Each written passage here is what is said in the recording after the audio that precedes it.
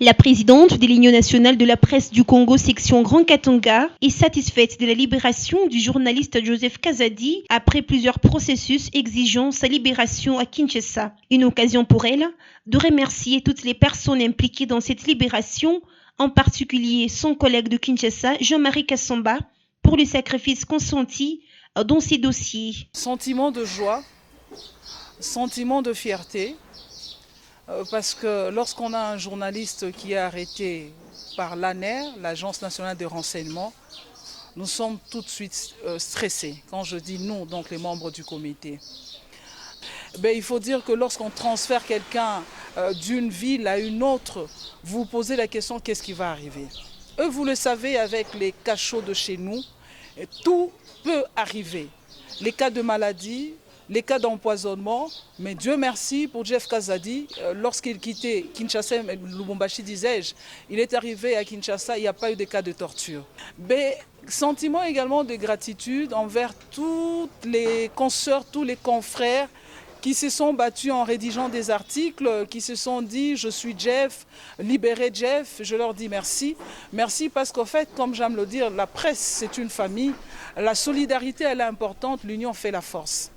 Mais je n'aimerais pas que l'on attribue la libération de Jeff Kazadi à ceux-là qui n'ont pas fait quelque chose. J'ai dit que c'est une victoire pour tout le monde, j'ai dit que c'est une joie pour tout le monde, mais j'insiste, Jean-Marie Kassamba, qui est président sectionnaire de l'UNPC Kinshasa, nous avons mené les démarches ensemble. Nous nous sommes retrouvés à 2 heures tardives pour voir comment il faut aller rencontrer les responsables de l'ANER. Il y a eu plusieurs démarches que nous avons menées avec Jean-Marie Kassamba. Donc il est de mon devoir de lui dire merci parce qu'il s'est impliqué. À un moment, je me posais même la question, si ce n'était pas lui qui était devenu le président du comité directeur de l'UNPC. Donc je parle de l'UNPC en RDC parce qu'on a fait tellement de démarches avec lui. Nous avons appelé, nous sommes allés à gauche et à droite, donc c'est une victoire pour tous, c'est une joie pour tous, mais vraiment Jean-Marie Kassamba, collègue, comme je le dis, je te dis merci. La présidente de l'UNPC souhaite par ailleurs que ces cas de Joseph Kazadi servent d'exemple aux autres chevaliers de la plume et du micro, afin d'éviter tout dérapage éventuel. Elle interpelle également ces derniers à respecter le code éthique journalistique, pour le bon fonctionnement de ces métiers, nobles soient-ils. À nos risques, tout pouvait arriver à 23h, tout pouvait arriver à minuit. Et c'était des stratégies et personne ne savait que moi j'étais à Kinshasa pour ce dossier-là. Donc j'en appelle à la conscience de chacun de nous, de chacune.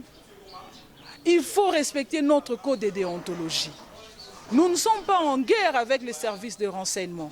Nous ne sommes pas en guerre avec la police, nous ne sommes pas en guerre avec l'armée.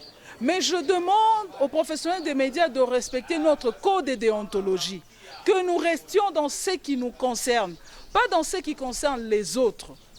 Laissez l'ANER faire son travail, laissez la police faire son travail, laissez l'armée faire son travail. Et nous avons un travail, nous sommes les chevaliers de la plume et du micro. Faisons également notre travail, nous sommes des chasseurs d'images, faisons notre travail. Parce qu'en fait, si on doit aller à la genèse du dossier de Jeff Kazadi, officiellement, on a annoncé qu'il s'agissait de Jeff Kazadi dans l'exercice de son métier, mais lorsque nous suivons le dossier de très près, nous qui étions au four et au moulin pour ce dossier, on s'est rendu compte qu'il ne s'agissait pas de l'exercice de notre métier. C'est là que je demande aux professionnels des médias de faire attention. Pour rappel, Joseph Kazadi était arrêté avec son confrère américain Tavros Nicolas le 13 juillet à Lubumbashi, puis transféré à Kinshasa par les agents de l'ANER. Ils étaient soupçonnés d'avoir eu des contacts non autorisés avec deux miliciens Bakata-Katanga.